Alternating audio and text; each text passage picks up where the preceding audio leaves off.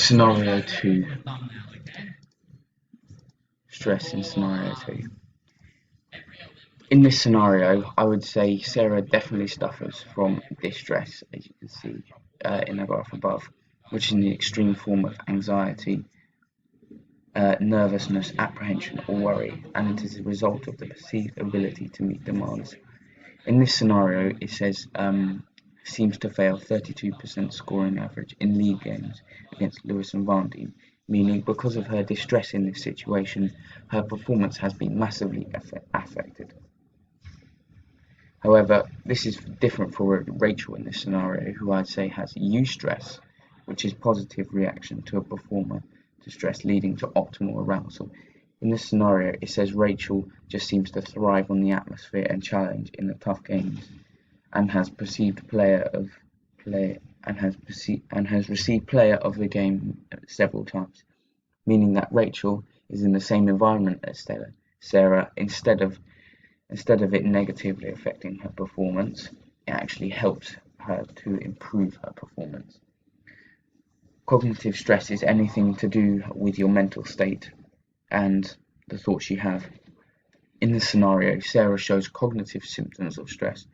For cognitive symptoms, it says just seem to fail 32% scoring average, meaning that because of her mental state in these games, she is unable to be precise and perform accurately.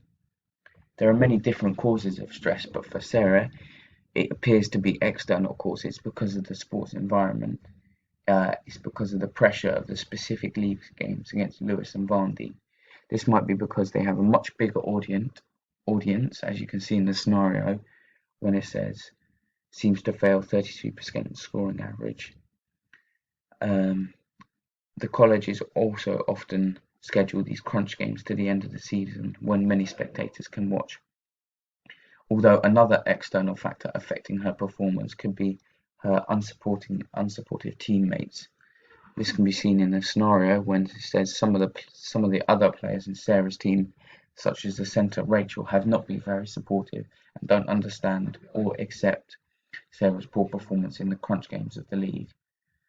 This suggests that maybe because of the lack of support she's getting, her performance is being negatively affected. There are two different stress processes according to McGrath 1970.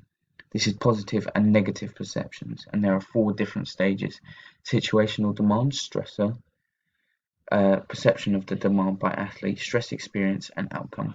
Sarah has a negative perception of the demand in these specific games, which leads to distress and then reduced performance. Anxiety. State anxiety is the right now feelings that can change moment to moment. It is a temporary, ever-changing mood state that is an emotional response to any situation considered to be threatening. In this scenario, it is quite clear that Sarah does suffer from state anxiety, as she will be performing very successfully in some situations, but then very unsuccessfully in some other situations.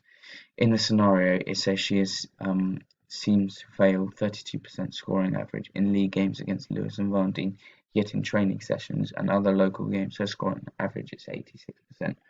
This shows that depending on her environment and the sporting situation that she is in, her anxiety levels will massively differ, causing some performances to be better and some to be worse.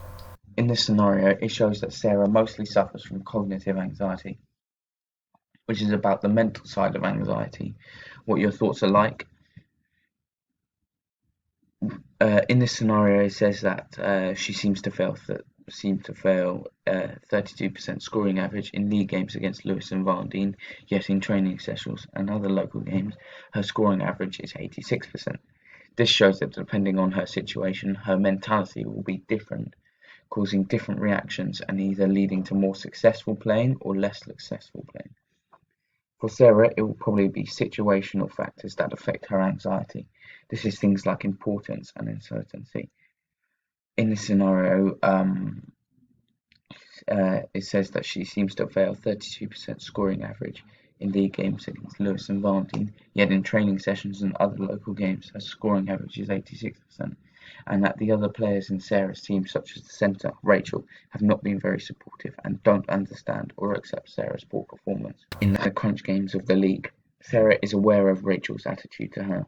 Both of these factors suggest that she would play a lot more successfully if they were eliminated, as they affect her cognitive anxiety, which then leads to her performing badly. Competitive anxiety is when a performer specifically perceives competitive sporting situations as potentially threatening, according to Hackford and Schwenkenmetzger in 1989. Competitive state anxiety usually follows patterns of subjective feelings of tension and inadequacy, combined with the heightened arousal of the ANS. Sarah definitely suffers from high competitive anxiety because she performs a lot more successfully in a training environment, and it has only come to crunch games that both Lewis and Van Dien that she starts to perform badly.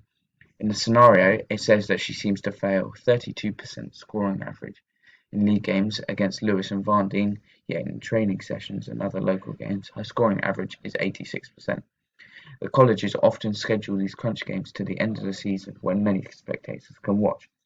This suggests that she views these situations as threatening, which then leads to her anxiety rising, therefore causing her to play unsuccessfully. There are two different factors that can affect competitive anxiety. This is pre-competition and during competition. During competition is about the evaluation of others during a competition, like the opposition, interaction with others, injury fatigue, environment influences, and success. Sarah does show this as in the scenario, as it mentions that she doesn't really get anxious during training or anything. It's only in those specific games. You would be able to measure Sarah's anxiety through mainly observations. You'll be able to observe her in her game, see how she is affected by her levels of anxiety due to her poor performance. Arousal. Everyone has an optimal level of arousal where they will perform at their best. Any higher or lower will cause their performance to be not as good. For Sarah, I would say that she has quite a moderate optimal level, as she would work better with a moderate amount of arousal because she normally copes with moderate levels of arousal in training games and other games. It's just in the games where her arousal gets too high and she starts to perform badly. The drive theory was created by Hull in 1951, and it suggests there is a linear relationship between arousal and performance. As you can see in Figure 1, increased levels of arousal lead to an increased performance. For Sarah, I would say that this isn't a very good explanation because when she is highly aroused, her performance levels decrease and she is much less successful, which is the opposite to what the drive theory suggests. However, I would say that this theory is a good explanation for Rachel. As the scenario says, Rachel just seems to thrive on the atmosphere and challenge of the tough games and has received Player of the Game several times, therefore agreeing with the theory when it says that high levels of arousal lead to better performance. There is the inverted U theory, which was created by Robert Yerkes and John Donson. Then there is the inverted U theory, which was created by Robert Yerkes and John Donson in 1908. This theory suggests that there is a curvilinear relationship between arousal and performance. As you can see in the figure above, as arousal increases, so does performance up to an optimal point. And if there is a further increase in arousal, it can cause performance to gradually decline. This is a good explanation for Sarah because she has an optimal level of arousal which causes her to perform at her best. Another theory is called the eyes-off theory, which was created by Hannin in 1986. And as you can see, and what it suggests is that athletes have individual differences and preferences for the level of anxiety that is optimal. For Sarah, I would say that she has moderate levels of arousal. She'll perform the best and be in the zone when she has either too high or too low arousal levels. She'll be perform badly and be out of the zone. This is because when she's training, she's moderately aroused and she performs much better. Than when she is too aroused during the crunch games. Some causes of arousal can be because of the environment and the teammates or coaches that they are working with. This is the case for Sarah, as her teammates are not supportive at all, and they do not try to help her or even accept that she struggles in the crunch games. In the scenario, it says some of the players in Sarah's team, such as the centre Rachel, have not been very supportive and don't understand or accept Sarah's poor performance in the crunch games of the league. This is another factor as to why Sarah may be struggling in more specific games. As they are crunch games, the pressure is a lot more and she may be feeling extra pressure from her teammates. There are many different somatic techniques that athletes can use to help control their this, there are many different somatic techniques that athletes can use to help control their arousal levels. Biofeedback, breathing control, centering, and progressive muscular relaxation. For Sarah, I think the best one will be centering. This is where you use deep breathing and refocus your concentration and put you back into the game. There are also many different cognitive techniques that athletes can use to help control their arousal levels. Imagery, visualization, attention control, and cue utilization.